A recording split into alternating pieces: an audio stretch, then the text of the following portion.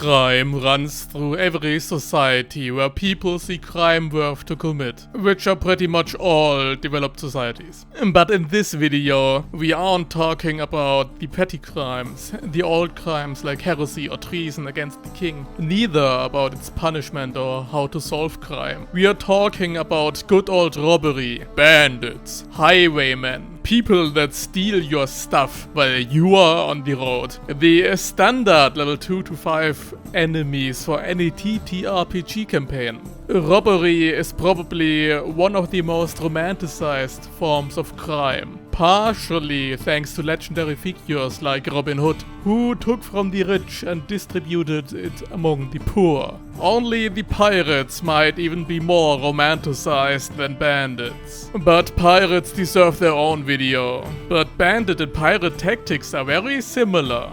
Bandits attempt to take anything of value by force or the threat of force, but primarily through fear. A black flag hoisted on the mast is as much of a sign that it's over for you and your goods than being surrounded by a gang of masked men with swords and guns in their hands. But how does robbery affect your world, your setting, and your world building?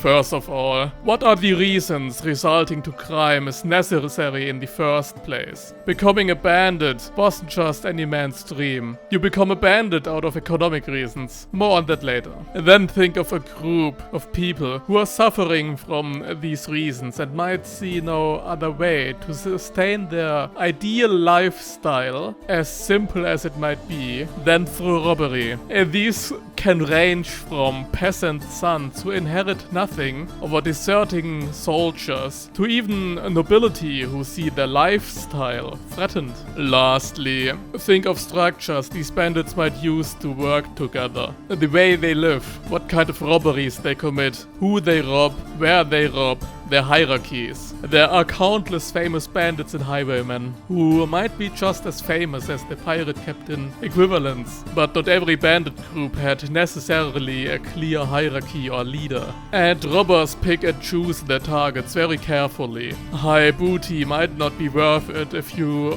lose most of your people, or attract the wrong kind of attention. Their levels of organizations usually aren't as high as with pirate bands, however, who, especially during the golden age of piracy, worked like the sophisticated, well-oiled machine. Why might a kingdom have a sudden influx in banditry, instability, bad harvests, war? These are the answers. To know more, maybe subscribe and leave a comment to see my future videos on other topics like piracy, for example. Or just continue to watch the video. Like I've said before, no bandit becomes a bandit just for the sake of it. That's a type of work way too dangerous, and compared to piracy, it doesn't even offer the freedoms compared to the life under the Royal Navy, for example. Let's take 3 examples of historical cases of banditry. Or rather, in the first case it's more a mythological one. Robin Hood. Robin Hood didn't exist, and his reasons and goals were developed over time. The nickname Robin Hood has been used as a nickname for several bandits throughout English history, however. So just see the legendary figure as a mixture of many different rhymes, sources, stories, and tales that all were shaped into one bandit with stories from different regions. But even in the earliest ballads, Robin Hood primarily robbed men of church and nobles who had a reputation for being greedy, which could be all of them really. But he didn't redistribute said wealth until much later in more modern ballads and stories. Later he became a figure of rebellion against the Norman invaders and Anglo-Saxon hero, and only in the 19th century did he really become the redistributor of wealth we know him of today. Banditry rebellions against local polities usually weren't made for revolutionary ideals, however. It was simply a peasant's way of reverse taxation starvation, to call it bluntly. Of course, those were seldomly committed by the main population, but much rather outcasts who have nothing to lose anyway. Third sons who wouldn't inherit anything anyway. Then there are soldiers, especially mercenaries, who just get dismissed, either after or during the war, and still roam around, plundering and stealing to fill their pockets as much as they want.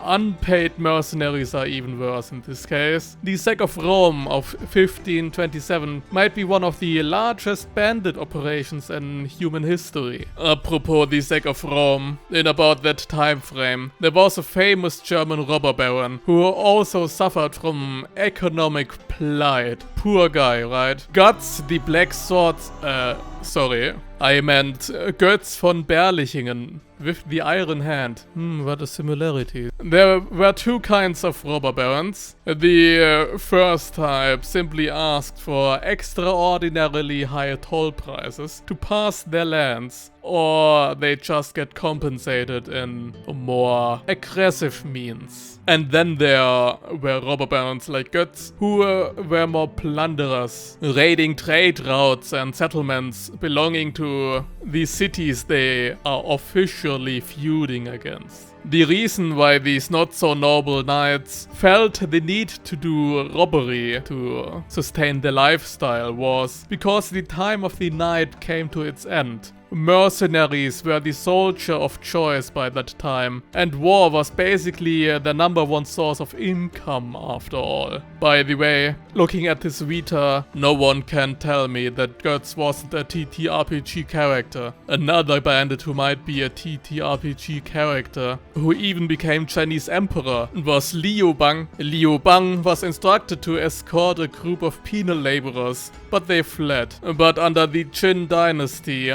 letting prisoners escape is punishable by death, like so many other crimes.